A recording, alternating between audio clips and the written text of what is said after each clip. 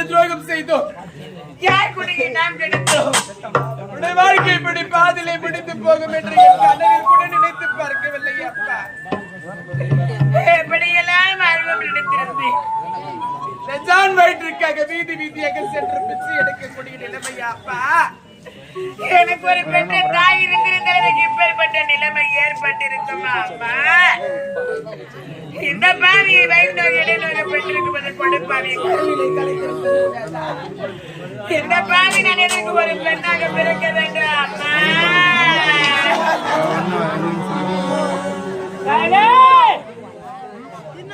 அமரா, நாம் யாருக்கான தீங்கு செய்தோம்? யார் கொடியை நாம் கணித்தோம்? இறைவன் ஏனம்மா நம்முடைய வாழ்க்கையை எல்லாம் இப்படி விளையாட வேண்டும்? நீயோ கன்னிப்பருவ நீங்கி மங்கா பறவை அடைந்திருக்கின்றாய். உனக்கு ஒரு அழகான மாப்பிளையை பார்த்து திருமணம் செய்ய முடியாத பாவியாக நின்று விட்டேனே அமரா. இந்த கண்ணு தெரியாத பாவி அழைத்துக் கொண்டு வீடு வீடாக சென்று பிச்சை எடுக்கும் பொழுது என்னுடைய இதயம் வெடித்து விட எனக்கு இப்பொழுது திருமணமா? திருமணம் என்ற ஒரு ஆசை என் மனதில் கிடையாது அப்பா.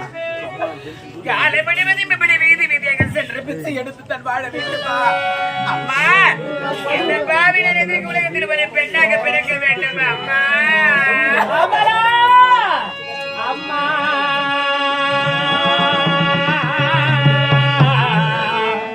உனதம்மா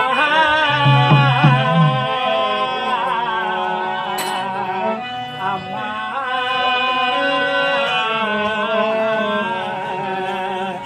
அமரா 10 மாதம் என்ன சுமந்து பெற்று எடுத்த அம்மா. 10 மாதம் என்ன சுமந்து பெற்று எடுத்தே அம்மா. 10 மாதம் என்ன சுமந்து பெற்று எடுத்த அம்மா. வாசத்துக்கு முன்னாலே எல்லாரும் சும்மா. வாரத்தத்தை எல்லாம் பாராதத்தை முத்தி வரத்த அம்மா. அன்றைக்கு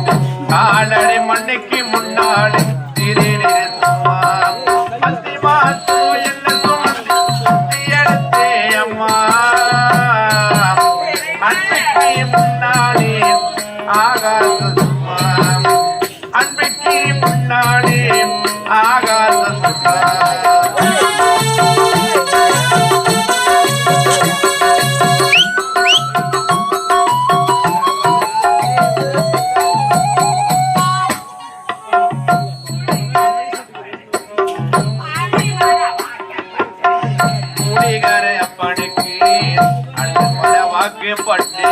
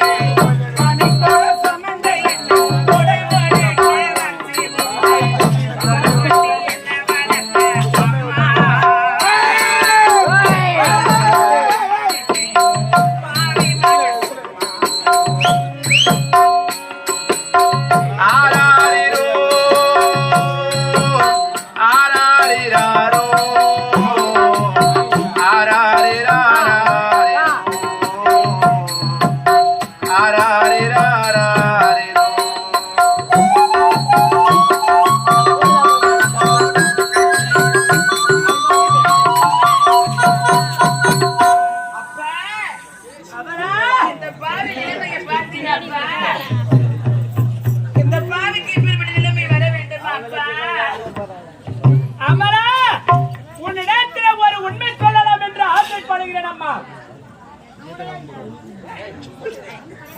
என்ன உண்மை அப்ப?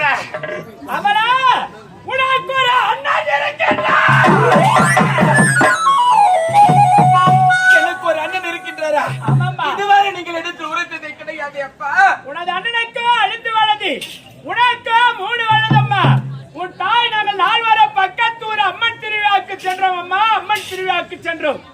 அங்க செல்லும் நேரத்திலே நீ விளையாட்டுக்காக ஒரு பொம்மை ஒன்று கேட்டாய். உன்னை அழைத்துக் கொண்டு கடைவீதிக்கு சென்று பொம்மை வாங்கி கொடுக்கும் நேரத்திலே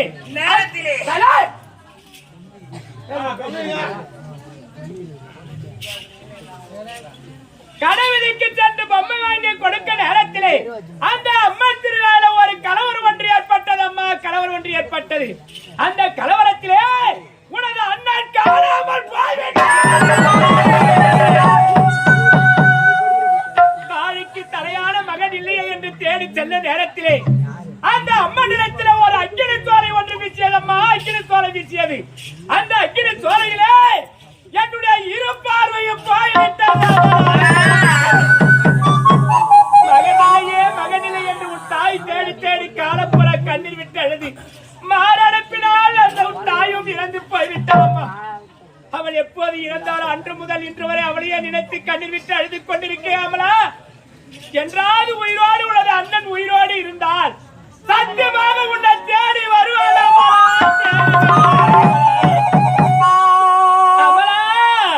பூ பூத்த செடியே காணோம் வெத போட்டேன்